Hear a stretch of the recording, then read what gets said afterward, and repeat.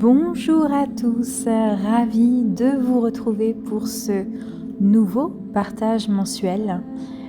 Je suis très heureuse de vous retrouver au format podcast. Je vous l'avais annoncé il y a quelques temps maintenant que bien évidemment les partages étaient amenés, tout comme moi, tout comme nous tous, à évoluer. Et donc c'est vrai que là je suis à la veille de ce 8e mois de grossesse. Et qu'il n'est pas niais que de rester longtemps assise mais inconfortable. Aussi, grâce au format podcast, je peux mettre pause pour reprendre mon souffle. Chose qui est moins facile lorsque je tourne une vidéo, puisque il y a l'aspect corporel, le fait est de s'avancer. Le fait est de s'avancer pour appuyer ne serait-ce que sur le bouton, c'est toujours des micro-mouvements, et quand on est enceinte, on s'aperçoit que ça occasionne certains inconforts. Alors je vous remercie de votre accueil à l'égard de cette évolution, élévation aussi. Il y a très très très longtemps, je devais avoir peut-être 15 ans, 16 ans, les guides m'avaient dit que ma mission était très liée à ma voix. Depuis que j'ai commencé les partages publics au format podcast sur YouTube notamment, on m'a beaucoup fait remarquer que ma voix faisait du soin. Alors c'est peut-être le temps de lui donner son plein potentiel. Peut-être d'apparaître un peu moins sur les écrans et puis de laisser cette voix s'exprimer. J'ai toujours souhaité en plus faire de la radio quand j'étais petite, parce que j'adore parler en fait, tout simplement. Et voilà, ça m'a beaucoup encouragée de savoir que ma voix pouvait peut-être apaiser, faire ressentir une forme de quiétude, de paix intérieure, de douceur aussi. Voilà, juste de savoir que c'était un baume peut-être pour vous, écoutez, moi ça me fait plaisir, et puis ça m'encourage à poursuivre dans cet élan. Donc, vous voyez, la période, elle est propice à nous enseigner ça déjà. Pour commencer, c'est qu'est-ce qui était là au commencement ? Vraiment, mais au commencement. De qui nous sommes, de qu'est-ce qu'on aime faire, de qui on aime être aussi. Moi, je suis en train de prendre conscience, grâce à vous en ce moment, grâce à cette aventure, que ma voix est centrale à ma mission, à mon épanouissement aussi personnel et spirituel. Par le biais de ma voix, je peux transmettre les messages, transmettre des soins, faire plein de choses finalement. Donc, c'est avec elle que tout a commencé. Et puis, c'est sûr qu'entre-temps, j'ai fait plein d'expériences. Et c'est ok de s'être un petit peu écarté parfois de la voix. Mais en ce moment, les énergies nous poussent à revenir à ce centre, à ce cœur, à ce point de départ. Alors là, on va démarrer un mois les plus intenses de l'année. Je vous dépose ce partage volontairement à cette période précise de l'année qui est Halloween. Va suivre après, si je me souviens bien, le Black Friday. Alors on va en parler de ces énergies-là. Je suis guidée à vous déposer ce partage donc à cette période précise pour vous donner protection, clarté, compréhension sur les énergies cosmiques du moment. Alors ce qu'il faut savoir, c'est que là on va terminer ce mois d'octobre et on va aborder direct une nouvelle lune qui clairement va nous transformer de façon vraiment majeure et importante. On va ressortir de cette nouvelle lune, qu'on en soit conscient ou pas, complètement différent. Ça va nettoyer énormément de schémas, j'ai envie de dire, de relations toxiques qu'on entretient avec des entités du bas astral qui sont comme posées sur nous depuis qu'on est vraiment tout jeune. Alors en tant qu'hypersensible, rassurez-vous, c'est normal d'avoir des entités sur nous.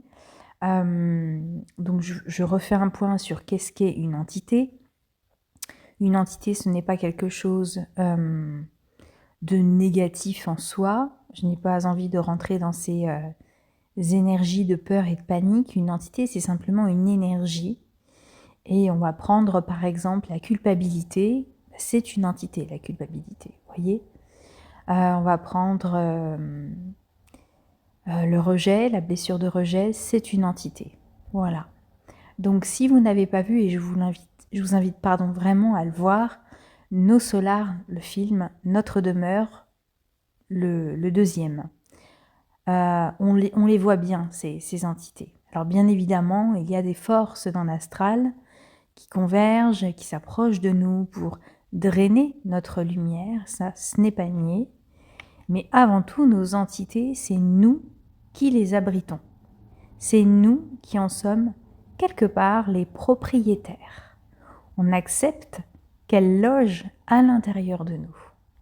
Et donc, cette nouvelle lune, elle apporte une purification, mais alors intense, hein des forces sombres qui sont là, qui sont en nous.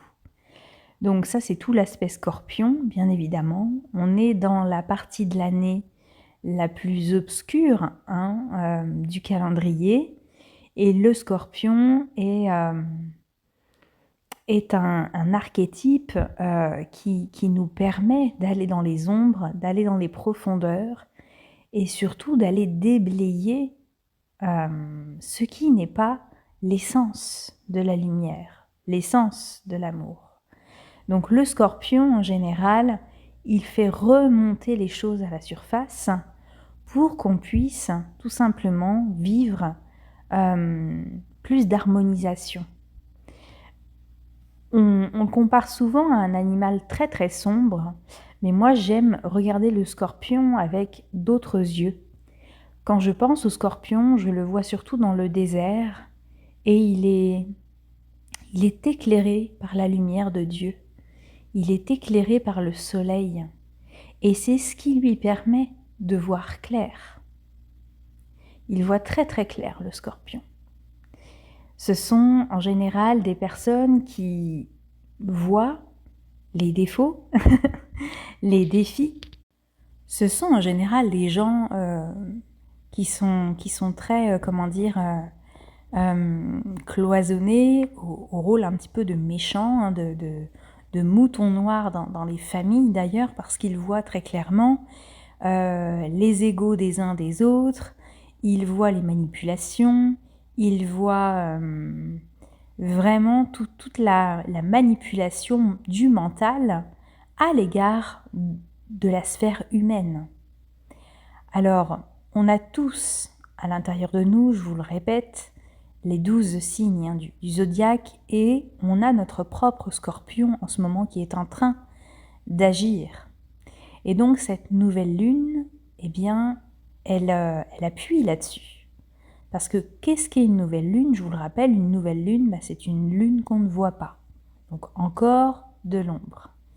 Mais les énergies solaires actuelles de notre soleil de la galaxie, plus les énergies du soleil central, elles sont extrêmement lumineuses et donc c'est elles qui mettent en lumière tout ce cirque à nettoyer, tous ces placards à ranger, toutes ces choses dont on n'a plus besoin, qu'il est temps de se débarrasser, que ce soit des comportements, des réactions.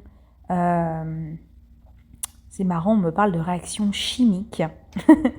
Comme quand on est à l'école et puis qu'on commence à faire des expériences, on prend un produit qui n'est pas forcément compatible avec un autre produit, mais on n'est comme pas au courant. Puis à un moment donné, il y a une réaction. Ça, on a pu l'observer au cours de ces 9 dernières années. On nous a laissé le temps d'observer nos réactions, de voir ce qui fonctionnait, dans nos comportements, de voir ce qui était nourricier pour nous, pour l'autre, de voir ce qui était vraiment de l'ordre de l'amour et de la paix surtout, la paix. Donc là, on est en train de passer une période de transformation très très importante où il y a potentiellement dans l'air des crises existentielles possibles parce que voilà, ce phénomène du scorpion, c'est aussi, quand vous le voyez dans sa morphologie, c'est un être qui est un peu en spirale. Donc il demande, il est même très exigeant là-dessus, il demande à faire retour à l'intérieur de soi.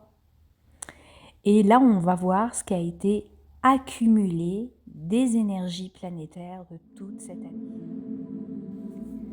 C'était un extrait du dernier partage mensuel dédié au programme de soutien à l'ascension que j'ai créé en 2022. Donc pour celles et ceux qui le souhaitent, vous pouvez retrouver l'intégralité de ce partage sur mon site internet Lumière sur les ondes, ainsi que l'ensemble de mes travaux que j'ai initiés depuis l'année 2022 en ce sens. C'est un partage, mais c'est aussi un soutien à cette œuvre de lumière que j'entreprends seule avec mes modestes moyens.